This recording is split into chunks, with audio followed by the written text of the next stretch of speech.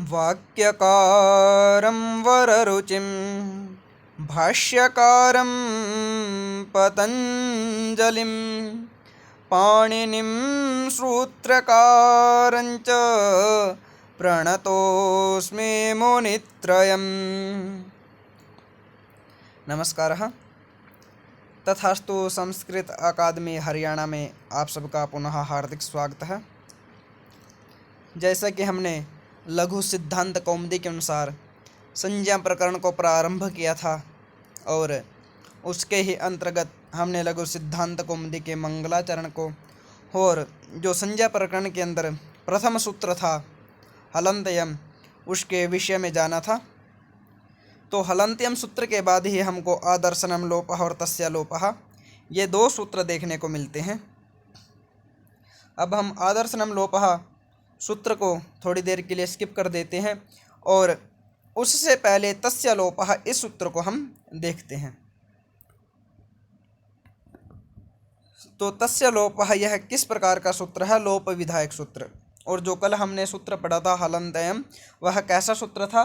तो वह संज्ञा सूत्र था। हमारे व्याकरण शास्त्र के अंदर 6 प्रकार के सूत्र हमको देखने को मिलते हैं। संज्ञा च परिभाषा च विधिर्नियम एव च अतिदेशोधिकारश्च षड्विधम सूत्र लक्षणम। तो परीक्षाओं के अंदर यह भी पूछ लिया जाता है कि कौन सा सूत्र किस प्रकार का सूत्र है। जो हलन्त्यम सूत्र था वह किस प्रकार का सूत्र है? अतिदेश सूत्र है, अधिकार सूत्र है, विधि सूत्र है या संज्ञा सूत्र है? तो वह संज्ञा सूत्र था। जितने भी सूत्र नामकरण करेंगे वो सारे सूत्र संज्ञा सूत्र होंगे। पर उस जो हलन्त्यम सूत्र ने इत संज्ञा की थी उसका क्या फल है? तो उस इत का फल बताने के लिए यह सूत्र आता है तस्य लोपः, उस इत का लोप हो। अब इस सूत्र ने बोल दिया उस इत का लोप हो। अगर हमने हलन्त्यम सूत्र के एड्रेस को देखा था तो उसका एड्रेस कितना था? 1 3 3। और इस तस्य लोपः सूत्र का एड्रेस कितना है? 1 3 9। तो इसके बीच में महर्षि पाणिनि ने सारे सूत्र इत संज्ञा वाले सूत्रों को कहा। उपदेशे जनुनासिकित हलन्त्यम न्याय भक्तिर्तुष्मा आद्रिय टुडवाह शह प्रत्यस्य चूटु लस्क्व तद्धिते, और उसके बाद तस्य लोपः, उसका लोप हो। जैसे कि हमने सूत्रेषु अदृष्टम पदम सूत्रांतरादनुवर्तनीयम सर्वत्र इस पंक्ति को देखा था कि जो सूत्रों के अंदर हमको पद नहीं दिखाई देता उसका पिछले सूत्रों से अनुवर्तन कर लेना चाहिए। तो यहाँ पर भी उसी का हम अनुवर्तन कर रहे हैं कि तस्य लोपः, उसका लोप हो। किसका लोप हो? जिसकी वार्ता इस सूत्र से पहले चल रही थी। इस सूत्र से पहले किसकी वार्ता चल रही थी? तो इत संज्ञा की। तो आचार्य वरदराज जी ने भी सूत्र वृत्ति के अंदर यही लिखा है, तस्य तो लोपः स्यात्, तस्य इतः लोपः स्यात्, उस इत का लोप हो। तो अब लोप इत क्या होता था? तो हलन्त्यम सूत्र ने हमसे पहले बता दिया कि उपदेश अवस्था में जो अंतिम हल होगा वह क्या होगा? इत होगा। जैसे डू क्रिया करने, तो क्रिया का जो अंतिम यकार है वह क्या है? इत हुआ।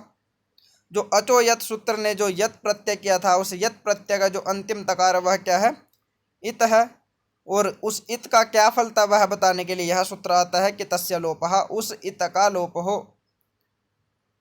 अब लोप क्या होता है यह प्रश्न मन में उत्पन्न होता है। तो लोप क्या होता है इसको महर्षि पाणिनि जी ने पहले ही बता दिया।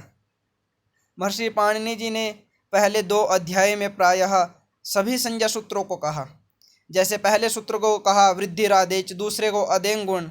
उन्होंने एक बार बता दिया कि वृद्धि क्या होती है, गुण क्या होता है, लोप क्या होता है। तो दोबारा वह यह बार बार नहीं कहेगा। पूरे व्याकरण के शास्त्र के अंदर कहीं पर वृद्धि शब्द लिखा मिलेगा हमको, तो वो उन्होंने पहले बता दिया कि वृद्धि क्या है, वो गुण क्या है, लोप क्या है। तो अब लोप को हम जानते हैं। लोप संज्ञा सूत्र, तो लोप संज्ञा सूत्र कौन सा है? आदर्शनम लोपः। अब हम किसी व्यक्ति को बोले कि आपको शाक का निर्माण करना है, सब्जी का निर्माण करना, और उसको पता ही नहीं कि सब्जी होती क्या है, तो निर्माण क्या करेगा? तो उसी प्रकार अगर हम किसी व्यक्ति को बोलते हैं कि आप लोप कीजिए, और जिसने कभी व्याकरण को पढ़ा नहीं तो वह क्या करेगा? तो जब उसको लोप को पता ही नहीं क्या होगा कि लोप होता क्या है, तो क्या वो क्रिया के जो यकार है इसके स्थान को इसके स्थान पर वो लोप लिख देगा? नहीं। उस लोप को बताने के लिए महर्षि पाणिनि जी ने अगले सूत्र को कहा आदर्शनम लोपः। इस सूत्र को पहले ही कह दिया 1:3 में। और तस्य लोपः सूत्र कौन सा था? पहले अध्याय के तीसरे का 9वां सूत्र। तो आदर्शनम लोपः क्या होता है, अब हम इसको देखते हैं कि प्रसक्तस्य आदर्शनम लोप संयम स्यात्। प्रसक्तस्य दर्शनम अदर्शनम लोप संयम स्यात्, जो विद्यमान है पर उसका आदर्शन है। हमने मिस्टर इंडिया मूवी को देखा होगा, उसके अंदर क्या था, जो अनिल कपूर था वह गायब हो जाता था पर वहाँ पर विद्यमान तो वह रहता था। उसी प्रकार यहाँ भी है। लोप क्या है? लोप आदर्शन है, यानी जो डू क्रिया करने, तो यहाँ पर जो क्रिया के हमने यकार का लोप कर दिया, डू का आदरणीय टूड वह सूत्र के साथ हो जाता है। पर हम यहाँ पर देखते हैं जो क्रिय है, तो क्रिया यहाँ पर यकार है जो उसकी इत संज्ञा की, उसकी इत संज्ञा के बाद तस्य लोपः सूत्र ने लोप किया। और लोप क्या होता है यह बताने के लिए आदर्शनम लोपः सूत्र आया कि प्रसक्तस्य आदर्शनम लोप संयम स्यात्, जो विद्यमान है पर उसका आदर्शन हो जाए। तो जो व्याकरण को जानने वाला व्यक्ति है वह तो यहाँ पर उसको ज्ञात हो जाएगा कि यहाँ पर यकार विद्यमान है, पर जो व्याकरण को जानने वाला नहीं है वह नहीं जान सकता कि यहाँ पर यकार है या नहीं। तो आदर्शनम लोपः सूत्र यही कहता है कि वह शब्द विद्यमान तो है पर उसका क्या हो जाएगा? आदर्शन हो जाएगा। तो आज के इस पाठ में हमने इन 2 सूत्रों को जाना। अब आपके मन में यह प्रश्न भी हो रहा होगा कि जो आई उण रेल रिक ए ओंग यह सूत्र थे, तो हलंत्यम सूत्र के साथ इन सब की इत संज्ञा हुई। जो अंतिम वर्ण था यानी आई उण के अंदर जो नकार था और जो रील रिक के अंदर जो ककार था, उनकी भी हलंत्यम सूत्र के साथ इत संज्ञा होनी चाहिए। और इत संज्ञा होने के बाद उनका लोप होना चाहिए, तस्य लोपः। तो उनका लोप क्यों नहीं हुआ, यह जानने के लिए हमारे साथ अगली वीडियो में जुड़िए। वहाँ पर हम इसका समाधान करेंगे कि वहाँ पर चतुर्दश महेश्वर सूत्रों के अंदर जो अंतिम वर्ण है वह इत संज्ञा होते हुए भी उनका लोप क्यों नहीं हुआ। तब तक के लिए ओम नमस्कार पुनः।